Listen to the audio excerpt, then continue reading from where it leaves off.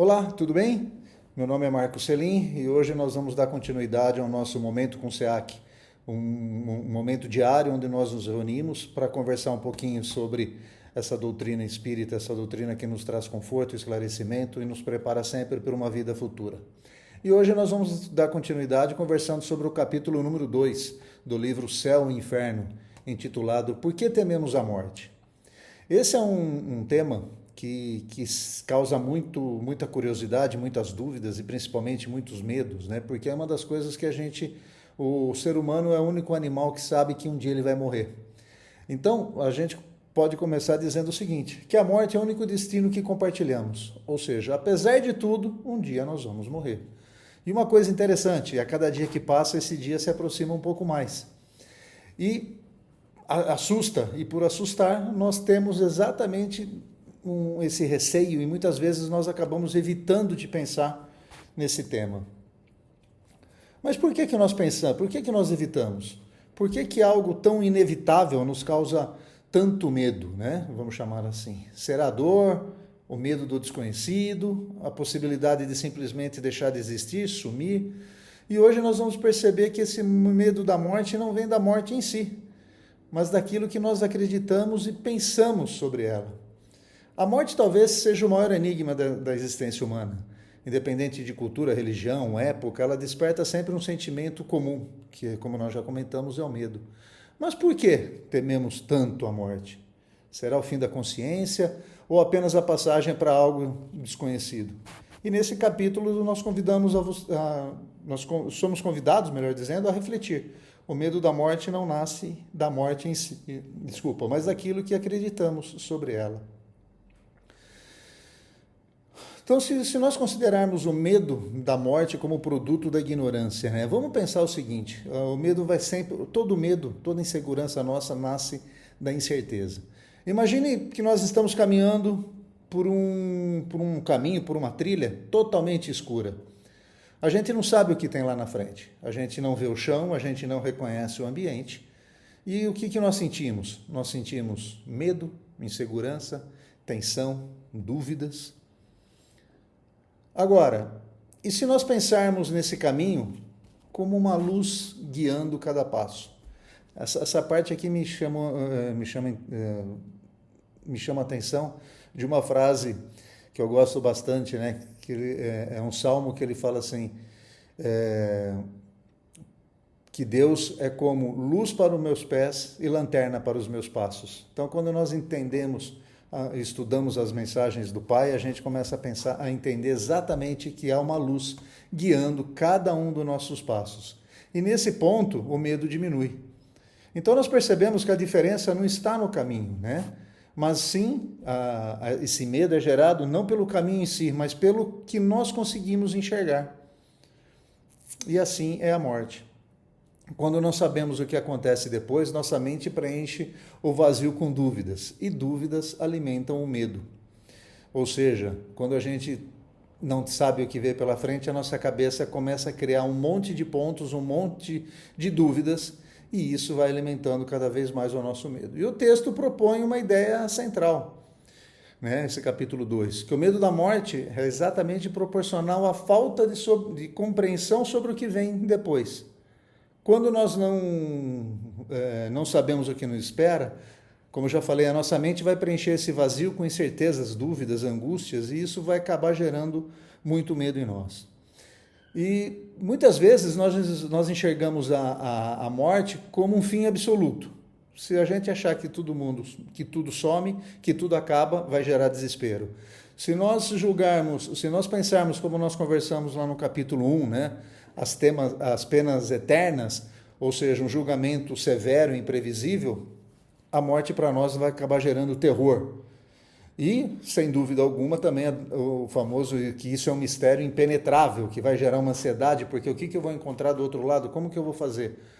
E assim, resumindo, né, nós podemos concluir que o medo não vem da morte em si, mas da ignorância sobre a continuidade da vida. Se nós pensarmos que tudo isso também é gerado pelo instinto de conservação. Nós temos um instinto de conservação da vida, que é o que nos trouxe aqui, que foi o que fez a humanidade chegar até aqui. Mas precisamos pensar um pouquinho diferente. Pensar um pouquinho diferente em que sentido? Desde que nascemos, nós aprendemos sempre a identificar o nosso corpo. Então é comum você ver um bebezinho brincando com as mãos, brincando com os pés. Então nós vamos perceber que nós vamos aprendendo a identificar o nosso corpo com o que vemos, com o que tocamos, com os brinquedinhos que possuímos, ou seja, com toque, né? Com toque real. E sem perceber, nós vamos chegando à conclusão que passamos a acreditar que aquilo é tudo que nós somos. Ou seja, que nós somos matéria. Então, quando nós pensamos na morte, nós vamos pensar que tudo parece perdido. Ou seja, nossa história, nossas emoções, nossa identidade. Mas e se isso for só uma parte da verdade? O ser humano possui um instinto natural de preservação, claro. E esse instinto é essencial para a sobrevivência. Se nós formos estudar a parte de cérebro, nós vamos ver que o nosso cérebro reptiliano, aquele que é o mais antigo na evolução humana, é o que nos trouxe até aqui, ou seja, ele é responsável exatamente pela nossa sobrevivência, é aquilo que nos desperta quando nós estamos em perigo. Então a gente vai perceber que nós temos um instinto natural de preservação. Mas ele tem um efeito colateral também, porque ele faz com que a gente ache que tudo que nós temos é simplesmente uma vida material. E esse apego nessa vida material se torna excessivo. A morte passa a ser visto como perda total, o corpo é confundido com a própria identidade, o fim físico parece o fim de tudo, né? Ou seja, é uma visão muito limitada. E novamente, ela vai reduzir o ser humano àquilo que é visível, àquilo que eu posso tocar. E isso, a gente tem essa visão parcial. Pensando dessa maneira, nós podemos então ter duas visões. Uma é a visão materialista, que nela tudo acaba com o corpo, a consciência se apaga, o eu deixa de existir, né? E se essa for a realidade, o medo faz sentido, porque o medo é o medo, como nós já comentamos lá no começo, do fim absoluto. E se nós pensarmos de uma maneira um pouco diferente, se nós pensarmos com a segunda visão, que é a visão espiritual, que a morte não é um fim, é apenas uma transição. O corpo se desfaz, mas aquilo que somos, a nossa essência, o nosso espírito, ele continua. E a vida continua, então a morte muda completamente de significado. Nós podemos imaginar o seguinte, quando um parente nosso desencarna, um amigo nosso desencarna, é muito similar a um amigo que mudou para um outro país, que mudou para um outro estado. Nós sabemos que ele está lá, mas a gente já não vê mais, a gente já não fala com ele com tanta frequência. Claro, podemos falar por e-mail, por telefone e tudo mais, mas a gente já não vai falando com tanta frequência. Mas a gente sabe que ele está lá e que está tudo bem. Então, quando nós começamos a pensar dessas duas maneiras, nós podemos pensar que a morte pode ser uma grande viagem. Então, quando a gente contrasta esse efeito, essa visão espiritualista dessa visão materialista, nós chegamos, só para gravar os pontos aqui, né? A visão materialista, a vida termina com o corpo, a consciência desaparece e não há continuidade, ou seja, medo profundo e inevitável. E pela visão espiritualista, por isso que a gente fala que o espiritismo traz sempre um conforto para nós. A alma sobrevive, o espírito sobrevive, a morte é apenas uma transição, como eu falei, é uma viagem, e a existência continua em outro plano, ou seja, o medo diminui, o desespero diminui. E aí surge exatamente a ideia essencial de tudo isso que nós estamos conversando. A forma como nós vivemos está ligada ao que acreditamos sobre a morte. São aqueles pré-conceitos, ou seja, aqueles conceitos pré-concebidos que nós acreditamos porque alguém nos disse e nós nunca fomos estudar para trazer algo diferente, ou trazer um outro conceito, ou trazer uma outra verdade, né? Vamos fazer um exemplo. Quando a gente cita exemplo, fica muito mais fácil para a gente identificar. Vamos pensar o exemplo da lagarta, né? A lagarta está lá, está rastejando lá na árvore, né? Ou no chão, e num determinado momento, simplesmente, ela entra em um processo que parece um fim. Ela vai passando por uma transformação, aquela lagarta vai virando uma borboleta, da borboleta ela vai virando uma crisálida, desculpa, da lagarta ela vira um casulo, da casulo vai virar uma crisálida e vai virar uma borboleta. O que parecia a morte, na verdade, é uma transformação. O que era uma lagarta se transformou numa linda borboleta. Nós podemos pensar nisso conosco também, né? Ou seja, não há um desaparecimento, mas uma mudança de estado, há uma mudança de, como que a gente pode falar, de estado, é uma passagem, né? Vai mudar de dimensão, vamos chamar assim, mas principalmente nós vamos mudar de estado, a dimensão continua a mesma. E se isso for verdade, né, se nós encararmos dessa maneira, a gente vai perceber que o medo começa a perder força. Perder força em que sentido? Nós vamos chegar à conclusão que a morte não é um fim. A morte nada mais é do que um começo em um outro lugar, é uma continuidade num outro local, né? Então nós vamos perceber também o seguinte, que é uma libertação do sofrimento físico, é um retorno à verdadeira natureza espiritual. Lembre-se, nós não somos seres passando por uma experiência espiritual. Nós somos espíritos passando por uma experiência reencarnado, né? Então nós vamos perceber que quando a gente volta para a nossa pátria espiritual, nós voltamos para um estado mais amplo da existência.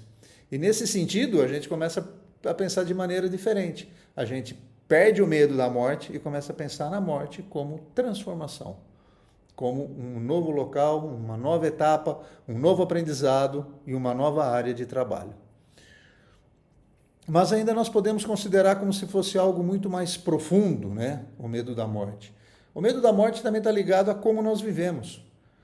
Quanto de culpa nós carregamos, quanto de arrependimento nós temos, ou aquela pergunta que todo dia a gente faz para nós mesmos, né? Será que eu estou vivendo o melhor que eu posso viver? Ou eu estou caminhando pela escuridão, como nós falamos lá no começo, sem uma luz, sem saber para onde vai, sem saber o caminho a ser trilhado? E então, a maioria das pessoas hoje, se nós perguntarmos, elas vão responder exatamente isso. Será que eu estou vivendo o meu melhor? Será que é para isso que eu fui reencarnado? Será que é para isso que eu vim para esse mundo, para esse planeta? Então, essa ideia do depois, né, acaba ficando desconfortável. Legal, desencarnei, e agora? Famoso, né? E depois? Agora, e se eu pensar no seguinte, e se eu pensar que a minha vida, ela é uma vida honesta, eu vivo com tranquilidade, eu vivo com propósito, né, e a minha consciência está tranquila. Só se a gente for falar sobre propósito, daria mais um outro evangelho aqui, daria mais um outro estudo, mas a pergunta é, por que eu acordo todo dia de manhã? O que me faz levantar da cama e seguir a vida? É isso que nós temos que pensar. Então, quando nós pensamos que a nossa vida é uma vida honesta, com propósito e com consciência tranquila, a gente não vai encarar a morte como ameaça, mas sim como continuidade, sempre como continuidade. Então, nós podemos chegar também que, além de ter o medo do desconhecido, o medo de que tudo vai se acabar, nós podemos encarar também o seguinte, o que nos assusta, na verdade, é o confronto com nós mesmos. Muitas vezes nós podemos nos perguntar, tá, e eu sou feliz? Eu estou feliz com o que eu estou fazendo? Eu estou vivendo bem ou eu estou simplesmente passando pela vida? Então, nós vamos perceber que esse medo da morte não está apenas ligado, como eu falei, ao desconhecido, ao caminho, ao que vem pela frente, mas também à nossa própria consciência. Quem vive com culpa, com remorso ou ações negativas, tende a temer o que vem depois. Claro, agora, se eu tenho ética, se eu tenho propósito, se eu tenho uma consciência tranquila, se eu trabalho pelo bem, ou como diz, é uma frase que eu acho que eu já falei para vocês, né, que eu gosto muito, é uma frase de Cícero, que ele fala assim, seja fator de soma na vida das pessoas que o cercam, ou seja, as pessoas que estão ao meu lado, se eu desencarnar hoje, elas sentirão minha falta? Então a gente tem que pensar exatamente nisso. Se a resposta for sim, nós podemos dizer também que nós enxergaremos a vida, enxergaremos a morte com muito mais serenidade e tranquilidade. Então nós podemos dizer o seguinte, se a morte é inevitável, a pergunta muda. não é o que vem depois da morte ou o que é a morte, porque como evitar a morte, mas sim como viver de forma, como viver de forma, de maneira, ou como eu levar a minha vida de uma maneira que a morte não me assuste. Isso é o mais importante. E essa preparação não é física, né? Ela é interior, como nós falamos lá, de ter uma vida, ter consciência, ter uma vida com propósito, com objetivo, ter uma vida ética, né? Isso é fantástico. A gente precisa entender também que ética é qual o comportamento que eu tenho quando ninguém está me olhando. Então a gente precisa pensar nisso também, né? Ou seja, nós precisamos entender o que somos mais do que matéria, nós precisamos valorizar realmente o que importa e não ficar valorizando materialidade, coisas que nós sabemos que são passageiras. Nós precisamos aprender a desapegar e cultivarmos a paz dentro de nós. Parece tudo muito simples, mas quando nós começamos a estudar a doutrina, nós vamos perceber que tudo isso é possível, é o mais interessante. Então, quando nós estudamos o Espiritismo, quando nós pensamos nisso tudo que nós estamos conversando, a morte deixa de ser um abismo e passa a ser uma ponte. A morte, ela é inevitável, como nós falamos. Então, a pergunta, como evitar a morte, muda para como nos preparar para ela. E aí nós vamos seguindo exatamente essa maneira. Se muda a nossa perspectiva, nós começamos a pensar o seguinte, né? Nós vamos começar a estudar também a natureza da vida, os valores espirituais, nós vamos nos desapegar, como nós já comentamos, o excesso de materialidade, e é sempre bom a gente reforçar isso, e cultivar uma paz interior, né? Uma outra coisa também que daria mais um estudo é para a gente falar sobre paz. Cristo, em momento nenhum, falou que nós não teríamos provações e que nem passaríamos por dificuldade. As dificuldades existem como exercícios para que a gente melhore, mas a paz interna é o que faz o nosso comportamento ser de aprendizado diante das dificuldades. Então, chegando tudo isso que nós estamos falando, né, resumindo um pouquinho, a gente começa a perceber que nós não somos só corpo, que a vida não termina aqui, a morte é apenas uma passagem, é uma ponte.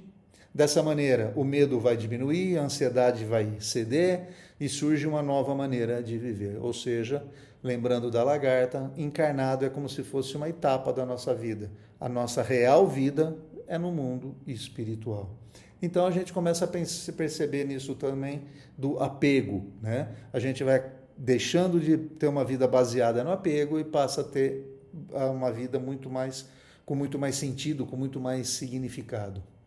Então, finalizando isso, né? Finalizando esse nosso capítulo número 2, o capítulo ele vai nos conduzir a uma conclusão simples e poderosa. O medo da morte, na verdade, é um reflexo de como nós vivemos. Se vivemos sem propósito, claro que nós vamos temer o fim. Se vivemos apenas com a materialidade, tememos perder tudo, óbvio.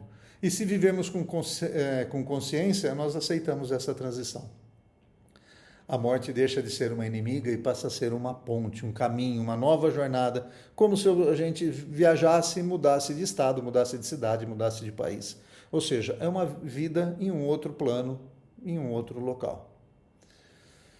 Então, como nós dissemos lá desde o começo, o verdadeiro problema, né, ou a maneira como nós encaramos, não é apenas a morte, mas sim o que nós compreendemos e muitas vezes o que nós ignoramos e o que somos além dela, né? Ou seja, o que nós somos além da nossa vida. Se a morte não é o fim, ela pode ser o começo para algo muito maior. Tá ok? Então, meus amigos, se esse conteúdo fez sentido para você, compartilhe com alguém que também busca essas respostas. Se quiser mais reflexões como essa, se inscreva aqui no nosso canal, nesses momentos com o SEAC. Vão tirando as dúvidas, passem as perguntas para nós aqui também. E lembrando, né, hoje é dia 26 de abril, que hoje eu estou gravando, já passou da meia-noite. Dia 28, Terça-feira, às 20 horas, nós temos uma palestra com a doutora Fabiana Moraes, psicóloga, falando sobre estilo de personalidade. E no dia 29, às 14 horas, com Cássio Branco de Araújo, o sono e os sonhos na visão espírita. Então, esperamos vocês lá, nos encontramos numa próxima etapa. E sem antes finalizar, vamos agradecer a Deus e a Jesus e aos Espíritos de luz presentes que nos proporcionaram esse momento de reflexão, de estudo, esse momento de aprendizado, para que nós possamos rever alguns conceitos, deixando a vida com muito mais significado, com muito mais propósito e nos preparando para uma vida maior no plano espiritual. Que seja sempre feita a vontade do Pai, hoje e sempre. Que assim seja. Um abraço a todos e espero encontrá-los no nosso próximo estudo do capítulo do livro Céu e Inferno. Um abraço.